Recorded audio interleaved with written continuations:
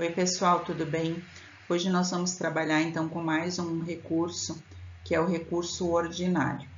O recurso ordinário, ele também é considerado como recurso especial, recurso extraordinário, como um recurso constitucional, porque a previsão das causas de ocorrência também do ordinário está na Constituição Federal.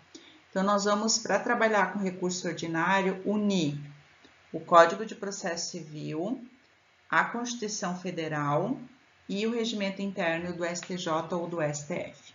Para a gente poder começar a entender um pouquinho sobre esse recurso, de onde é que surge esse recurso ordinário, ele vai ser um recurso utilizado para as ações constitucionais.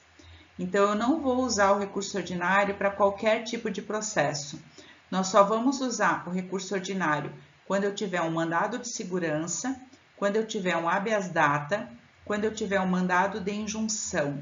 Então, essas são as ações constitucionais onde nós vamos utilizar o recurso ordinário, tá certo? Então, ele é delimitado para ser utilizado nessas ações constitucionais. Depois nós vamos ver um pouquinho da situação. Então, se eu tiver uma dessas ações constitucionais, eu vou me utilizar do recurso ordinário como se ele fosse um recurso de apelação. Então, eles sempre colocam que o recurso ordinário ele é muito correlato ao recurso de apelação, porque ele vai ser o primeiro recurso cabível daquela decisão que julgou, então, o mandado de segurança, que julgou o habeas data ou que julgou o mandado de injunção, para a gente poder entender. Como eu comentei com vocês, a previsão dele está no CPC, no artigo 1027 até o artigo 1028, e na Constituição Federal, o artigo 102, que fala do Superior Tribunal de Justiça, e o artigo 105, que fala do Supremo Tribunal Federal. Então, o inciso 2 desses dois artigos, ele trata do recurso, então, ordinário, que é o que a gente está trabalhando. Então, como eu coloquei, funciona como uma apelação nos casos de competência originária dos tribunais. É um recurso com ampla devolutividade, dirigido às Cortes Supremas, Supremo Tribunal Federal ou Superior Tribunal de Justiça, tendo lugar em matérias civis, geralmente atribuídas à competência originária de tribunais. Então, se eu tiver, e aí eu vou usar um exemplo para a gente poder entender, tá? Quando eu vou fazer um mandado de segurança, né, contra um ente da administração pública, né, que me negou um direito líquido e certo meu, para eu entrar com esse mandado de segurança, eu vou ter que analisar primeiro a competência. Então, eu vou ver, tá, qual foi o ente público que feriu meu direito líquido e certo? Conforme a pessoa que está ali do outro lado, né, esse ente público, eu vou ter um mandado de segurança que vai ser proposto na Justiça de Primeiro Grau, ou seja, eu vou ter um mandado de segurança proposto, por exemplo, na Primeira Vara Civil de Itajaí, ou eu vou ter um mandado de segurança de competência originária do Tribunal de Justiça de Santa Catarina, ou eu vou ter um mandado de segurança de competência originária no TRF, de competência originária no Superior, no Supremo. Então, se eu for entrar um mandado de segurança contra um ato do Presidente da República, eu vou ter que entrar originariamente com esse mandado de segurança no STF, por exemplo, tá? Então, não é que vai ser cabível o recurso ordinário de qualquer decisão proferida no mandado de segurança. Vai ser utilizado o recurso ordinário quando eu tiver um mandado de segurança de competência originária em um tribunal. Então, se eu tiver um mandado de segurança proposto na Primeira Vara Civil de Itajaí, nesse mandado de segurança eu vou ter uma sentença e nessa sentença o recurso vai ser o recurso de apelação. Por quê? Porque o mandado de segurança não teve uma competência originária dentro de um tribunal. Então, o recurso ordinário são para as ações constitucionais previstas ali no artigo 1027 do Código de Processo Civil, desde que essas ações constitucionais, mandado de segurança, o habeas data e o mandado de injunção, sejam de competência originária de um tribunal. Ótimo, esse é um requisito. Segundo requisito, esse mandado de segurança, né, ou essa mandado de injunção ou habeas data, eles têm que ser negados. Então, tem que ser denegatória a decisão. Eu não posso também utilizar recurso ordinário quando não for decorrente de uma decisão que negou a minha segurança, que negou o meu pedido de habeas data, que negou o meu pedido de mandado de injunção. Então, tem que ser denegatória a decisão para eu poder entrar com um recurso ordinário. Então, nós já vimos dois requisitos. Primeiro, ser competência originária de um tribunal. Segundo, ser denegatória o meu pedido, tá?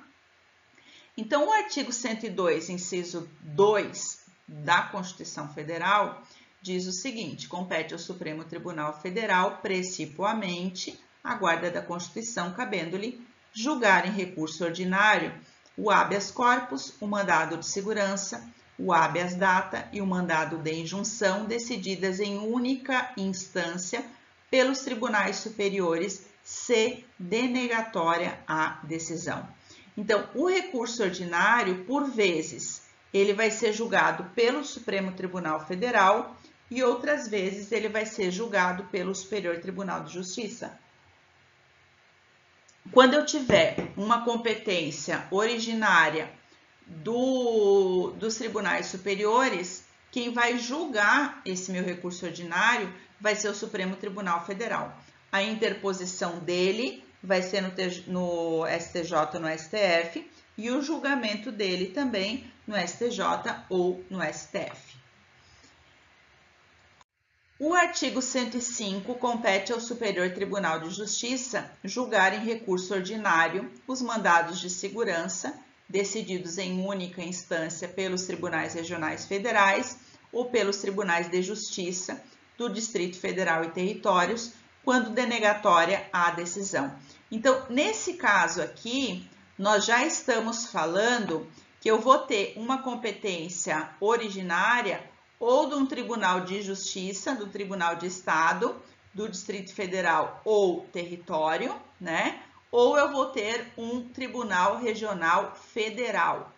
Então, se eu tenho uma dessas ações que foi denegado o meu pedido no TJ ou no TRF, eu vou recorrer para o STJ. A competência vai ser do Superior Tribunal de Justiça. Se eu tiver uma dessas ações que vai ser proposta contra uma decisão que vai ser proferida pelo Tribunal Superior, aí eu vou ter o Supremo Tribunal Federal para julgar. Então, mandado de segurança de competência originária no STJ, recurso ordinário no STF. Mandado de segurança de competência originária no STF, recurso ordinário dentro do próprio STF, sendo distribuída para uma outra turma de julgamento, para também não ficar tudo sendo discutido pelos mesmos julgadores. Letra C. As causas em que forem partes estados, estrangeiros ou organismo internacional de um lado e de outro município ou pessoa residente ou domiciliada no país. Nesses casos também inclui a decisão denegatória, a extinção do processo sem resolução de mérito também. Então, se por acaso extinguir uma mandado de segurança sem analisar o mérito, entende-se que foi negada a minha segurança e eu poderia entrar nesse caso também com o recurso ordinário. Se a decisão for concessiva, ou seja, se eu ganhei aquela segurança e a outra parte quiser recorrer, só cabe entrar com recurso extraordinário ou recurso especial. Se violou a Constituição Federal, vai ser o RE. Se violou a lei infraconstitucional federal, vai ser o recurso especial. Então, vamos entender o seguinte: mandado de segurança no TJ-TRF, recurso ordinário para o STJ, se for denegatória a decisão. Mandado de segurança no TJ-TRF, concedida a segurança, só RESP ou RE, não passo pelo recurso ordinário. Mandado de segurança de competência originária do STJ, do STF, recurso ordinário para o STF. Concedeu a segurança, competência originária do STJ ou STF, só vou poder entrar com RESP ou RE, dependendo então da situação, tá certo?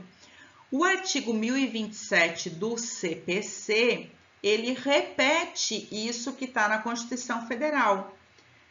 Pelo Supremo, serão julgados em recurso ordinário, inciso 1, pelo Supremo Tribunal Federal, os mandados de segurança, o habeas data e os mandados de injunção, decididos em única instância pelos tribunais superiores quando denegatória a decisão. Pelo Superior Tribunal de Justiça, os mandados de segurança decididos em única instância pelos tribunais regionais federais ou pelos tribunais de Estado do Distrito Federal e territórios quando denegatória a decisão. Então, aqui eu olhar competência, ações constitucionais e ser denegatória a decisão. Esses são os 3 requisitos que a gente vai ter que observar para utilizar o recurso ordinário. Previsão legal, Constituição Federal, Código de Processo Civil e o regimento interno, então, do Tribunal, STJ ou STF. Então, nesse caso do recurso ordinário, eu vou ter interposição perante um juízo e eu vou ter julgamento perante outro juízo. Então, eu vou ter aquela folha de interposição, aquela folha de requerimento. Primeiro vai ser endereçado para o tribunal de origem, onde está o meu recurso, né, onde está o meu mandado de segurança, perdão. E a segunda folha, que começa as razões do recurso, então, eu vou endereçar para os tribunais que são competentes para o julgamento, conforme que a gente viu agora. Então, quando eu falo então de recurso ordinário, como eu comentei, ele vai ser o primeiro recurso daquele acórdão, né?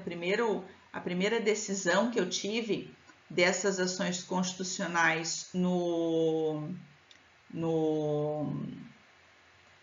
naquele processo.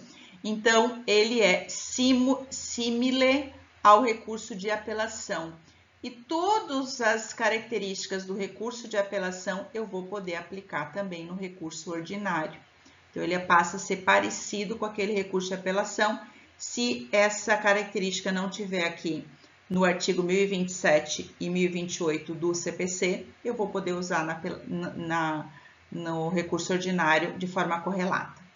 Então, como é um recurso símile ao da apelação, a disciplina deste é aplicável no que couber. Julgamento imediato da causa madura. Lembra? Se no recurso de apelação, por exemplo, foi extinto o meu processo sem julgamento de mérito, eu vou fazer um recurso de apelação, eu posso pedir para o tribunal analisar o mérito se aquele meu processo já estiver maduro para julgamento, ou seja, se aquele processo não necessitar mais de nenhuma produção de prova. A mesma coisa vai ser com recurso ordinário. Eu entrei com recurso ordinário e extinguiu sem analisar o mérito, nós vimos anteriormente que é como se fosse negada a minha segurança. Eu vou poder fazer recurso ordinário para o STF e para o STJ, dependendo do caso, e eu vou poder pedir o julgamento desse mérito direto no tribunal com base nesse artigo 1013, parágrafo 3º. Ou seja, não preciso mais de prova, foi extinto. A mesma coisa, por exemplo, eu entrei com mandado de segurança, foi julgado o mandado de segurança nesse tribunal e esse acórdão, depois eu entro com recurso pedindo a nulidade desse acórdão e peço que seja decretada a nulidade e que o tribunal já profira o mérito daquela decisão. Então, os mesmos casos que a gente viu quando trabalhamos com recurso de apelação, nós vamos utilizar também para o recurso ordinário. O efeito devolutivo, o recurso ordinário terá, tanto que nós vimos que ele vai ser analisado por um outro julgador, nós devolvemos ao Poder Judiciário e esse outro julgador vai analisar esse efeito, esse recurso, então o efeito devolutivo ele tem. E o efeito suspensivo eu preciso requerer no corpo da peça. Então, eu vou colocar da necessidade do efeito suspensivo, probabilidade do provimento do recurso e o periculo in mora, aqueles 2 requisitos que eu já cansei de falar para vocês. Então, o efeito suspensivo, ele não pode ser decretado de ofício pelo julgador. Você tem que requerer o efeito suspensivo e aí o julgador vai deferir ou indeferir esse efeito suspensivo através de uma decisão monocrática. E se você não ficar contente com essa decisão monocrática, vai poder fazer o agravo interno, né, que é o recurso genérico, então, para decisões monocráticas que nós já vimos.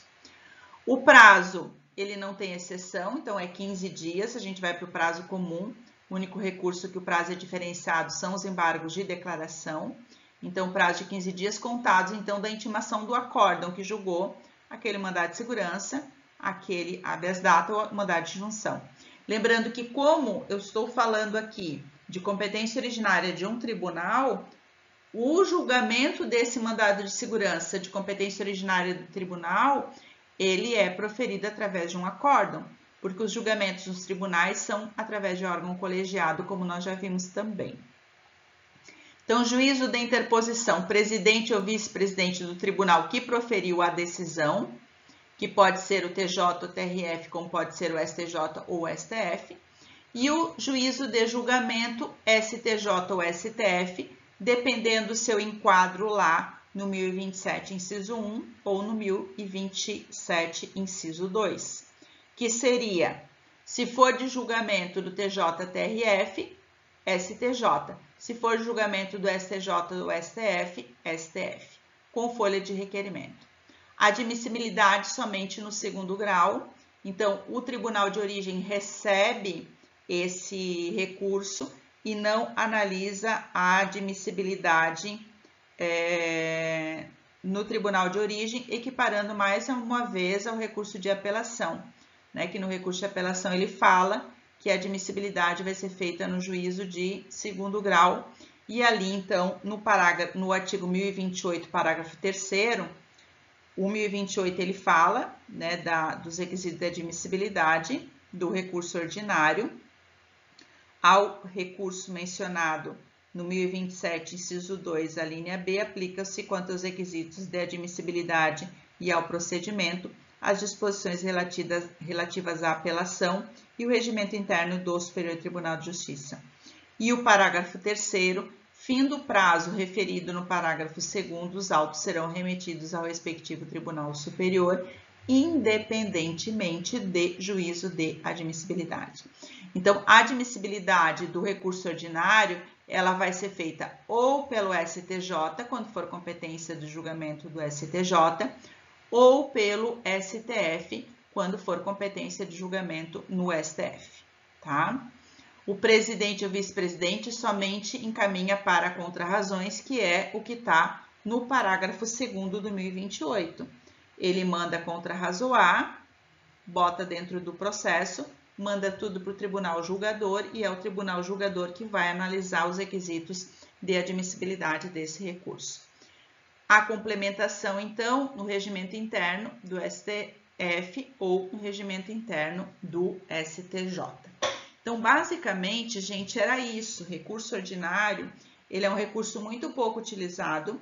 Primeiro, porque ele fica restrito às ações constitucionais. Segundo, porque ele fica restrito às ações constitucionais de competência originária de um tribunal. Isso também dá uma diferença, né? E por isso a pouca utilização desse tipo de recurso. Ele fica muito... E depois, além desses dois requisitos também, né, que eu comentei antes, ser denegatória a decisão. Senão não cabe o recurso ordinário. Aí eu vou ter que fazer o recurso especial, o recurso extraordinário. Tá certo?